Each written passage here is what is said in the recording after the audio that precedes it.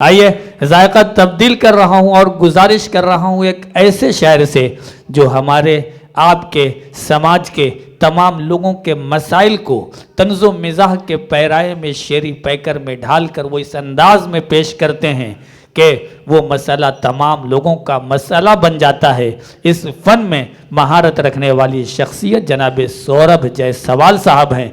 मैं गुजारिश कर रहा हूं तशरीफ़ लाएं और आप अपना काम करते रहिए, यानी कि तालियों के दरमियान स्वागत करते रहिए, इस्तकबाल करते रहिए। अभी थोड़ा टाइट होके पढ़ना है। सर सामने बैठे हैं, ऐसा हमको लगा कि हमारे प्रिंसिपल सर सामने बैठे हुए। एक बार सर के लिए जोरदार तालियां बजाइए। हाँ हाँ बिल्कुल। और क्या, सर थोड़ा मुस्कुराए, मुझे कॉन्फिडेंस आ गया। हाँ और क्या, मुझे लगता है कि आपके जैसे अगर 10 लोग बैठ जाते हैं ना तो अनुज कहाँ गया, हाँ वो भूल ही जाता सब। हाँ तो बहुत बहुत सर, मतलब बहुत बहुत मैं धन्यवाद देता हूँ भाई सत्यम भाई को कि उन्होंने हमको यहाँ पे बुलाया। और हम थोड़ी थोड़ी कोशिश करते हैं, अगर आपके चेहरे पे हंसी आ जाएगी तो मुझे अच्छा लगेगा। देखिए हमको हमारे बगल में पिछले कार्यक्रम में देखिए रुबीना अयाज बैठी हुई थी, इनका दुबई का टिकट फाइनल हो गया। हाँ दुबई का इनका टिकट फाइनल हो गया। हमको सुमैया मैम ने पिछली बार कार्यक्रम में बुलाया, इनका इस बार विधायकी का टिकट फाइनल हो गया। हमको पिछली बार नाजिम ने बहुत लेट बुलाया, इनका राजधानी का 3rd AC का टिकट फाइनल हो गया। एक बार इनके लिए जोरदार तालियां बजा दीजिए। हाँ। तो ये ऐसे है, पिछली बार हमको बड़ा लेट पढ़ाया था, इस बार दहशत में हमको इन्होंने पहली बार पढ़ा दिया। हाँ तो हमने कहा कि दोस्ती के जुनून पर नहीं गए, टाइट होके पढ़ना है। हाँ कि दोस्ती के जुनून पर नहीं गए, हम जमी पर रहे मून पर नहीं गए। हाँ एकदम इतने तेज रहा कर दे तो हम डर जाते हैं। हाँ कि दोस्ती के जुनून पर नहीं गए, हम जमी पर रहे मून पर नहीं गए, और कहीं पहाड़ी से मार ना दे धक्का, बस इसी डर में आज तक हनीमून पर नहीं गए। क्या बात है, क्या बात है। हाँ कि बस इसी डर में हनीमून पर नहीं गए। लोग कहते हैं कि मतलब यहाँ पे मतलब ये लोग खतरे में हैं, वो लोग खतरे में हैं, पेड़ खतरे में, पौधे खतरे में। हिंदुस्तान में सबसे ज्यादा पुरुष खतरे में है। सबसे ज्यादा पुरुष खतरे में है। पुरुष अगर पत्नी के साथ में रात में लेटा है, सुबह जिंदा मिल जाए तो मैं मोदी जी से निवेदन करना चाहता हूं उसको अमर घोषित कर देना चाहिए। हाँ कभी भी दिक्कत हो सकती है।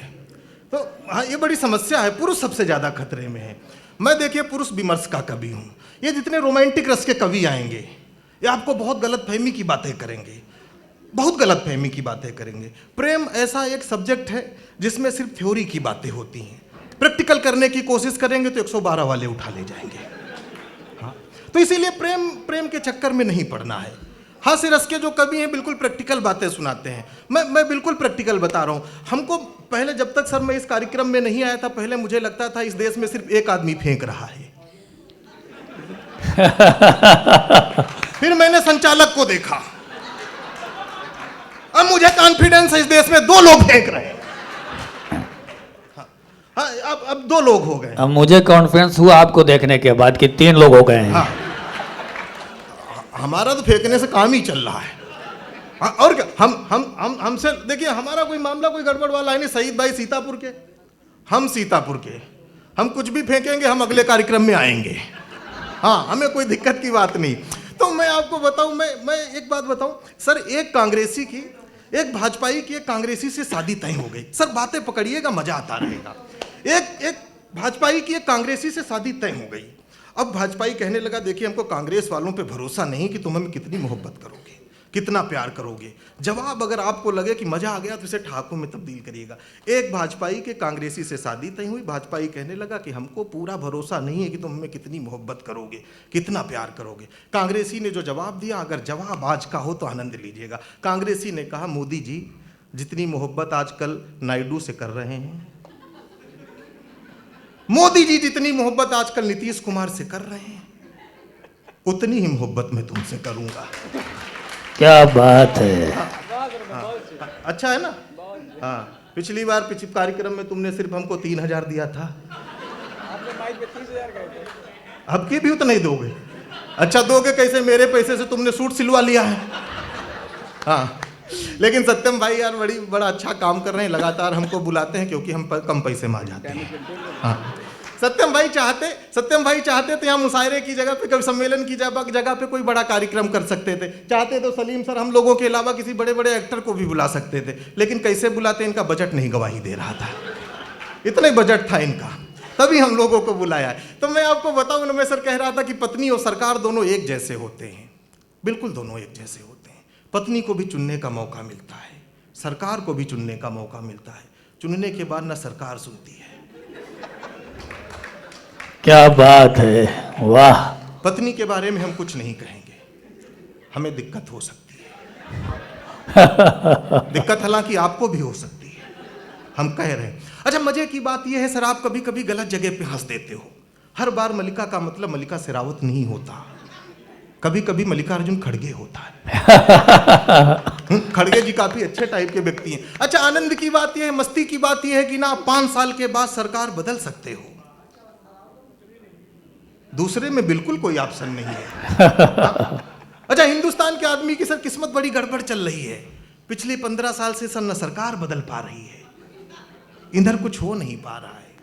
अच्छा, रोमांटिक रस के जो कवि हैं सर बिल्कुल प्रैक्टिकल कविताएं नहीं लिखते हैं, बिल्कुल प्रैक्टिकल कविताएं नहीं लिखते हैं। अब किसी ने वो गाना लिखा कि चले भी आओ कि गुलशन का कारोबार चले, चले भी आओ कि गुलशन का कारोबार चले। एक बार गुलशन की जिंदगी में वो आ गई, गुलशन का कारोबार ठप हो गया। गुलशन का कारोबार ठप हो गया। गुलशन पॉलिटेक्निक पे पूड़ी का ठेला लगाए हैं, गुलशन पूड़ी भंडार। बहुत अच्छे, वाह वाह वाह। तालियों के दरमियान एक बार जो है स्वागत कीजिए, जिंदाबाद।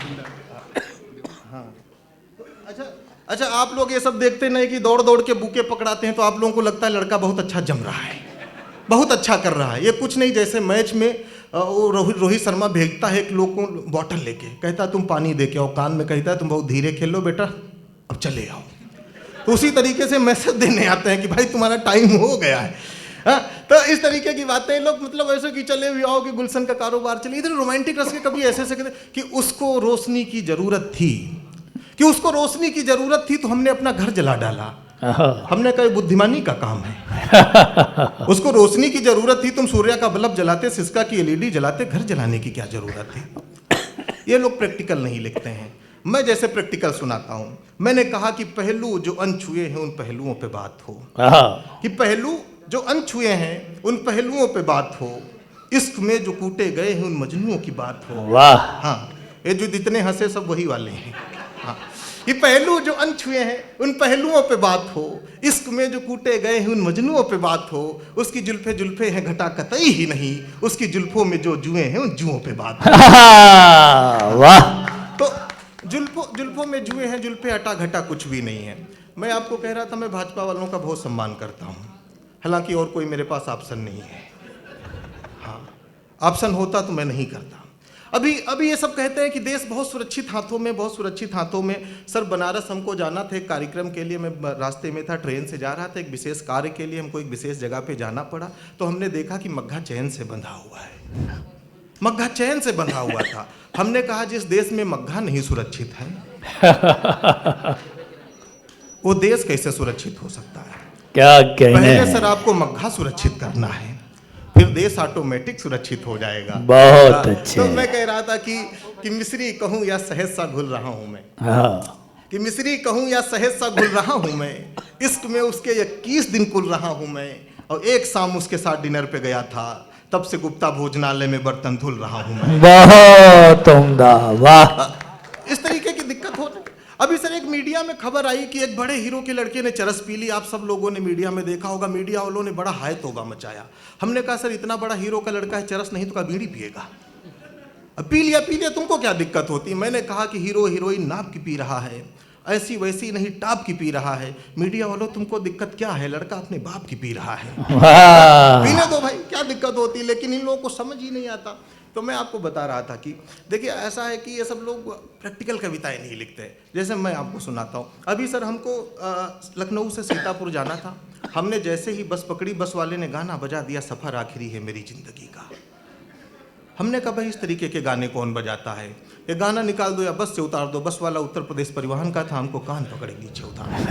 हाँ, तो ये इस तरीके की चीज़ें होती रहती है। तो मैं आपको कह रहा था कि देखिए कि कविता सिर्फ हंसी ठिठोली का काम नहीं, कविता जिम्मेदारी का काम है। एक 2 मिनट की कविता मैं आपको सुनाना चाहता हूँ, आप लोगों के बीच में, आप प्रबुद्ध लोग बैठे हुए हैं। अगर सीता जी का हरण आज के टाइम में हुआ होता तो सीता जी को न्याय मानने में और प्रभु रामचंद्र जी को उन्हें न्याय दिलाने में क्या क्या दिक्कतें आती। 2 मिनट की कविता। हमने कहा कि भले ही सही था त्रेता में प्रतिशोध मेरे राम का, कि भले ही सही था त्रेता में प्रतिशोध मेरे राम का, कलयुग होता तो हो जाता विरोध मेरे राम का, कि लखन के सूपनखा की नाक काटते ही, राक्षसों को जमीन पर पाटते ही, मैं तो लखन को प्रणाम कोटिस भेज देता, पर इस कृत्य के लिए महिला आयोग उन्हें नोटिस भेज देता। मानवाधिकार रावण के साथ खड़ा हो जाता, सीता का दुख छोटा रावण का दुख बड़ा हो जाता। मानवाधिकार अनुमति नहीं देता मानवता के हनन की, हनुमान जी कभी इजाजत नहीं पाते लंका दहन की। कि करोड़ों की संपत्ति के नुकसान का केस हनुमान जी पर तुरंत ठोक देता लंकेश, कि राम जी को देखकर मुसीबत में ब्याज के संग कुछ सूत मांग लेते, मामला कलयुग का होता तो नेता सबूत मांग लेते। बहुत उम्दा, वाह। मामला कलयुग का होता तो नेता सबूत मांग लेते।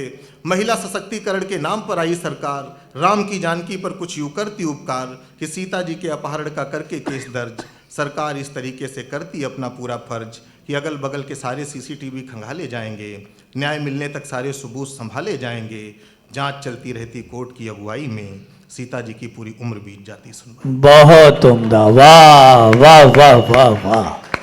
कि जांच चलती रहती कोर्ट की अगुवाई में, सीता जी की पूरी उम्र बीत जाती सुनवाई में, कोर्ट की तारीख पर तारीख देखकर आंखें बरसती रहती, राम जी कोर्ट के बाहर बैठे रहते, सीता जी न्याय को तरसती रहती। बहुत राम जी उम्दा। कोर्ट के बाहर बैठे रहते, सीता जी न्याय को तरसती रहती। सीता जी को न्याय मिलने का मामला तब हो जाता विफल, श्रीमान जब रावण किसी पार्टी का जाता निकल, श्रीमान जब रावण किसी पार्टी का जाता निकल। बहुत बहुत धन्यवाद, बहुत बहुत आभार, आपने हमें इतने अच्छे मन से सुना। इस माइक पे अगर कोई कवि आके ये कहे कि हम आपको आखिरी 4 पंक्तियां सुनाते हैं, तो आप इस बात का बिल्कुल भी भरोसा मत करिएगा।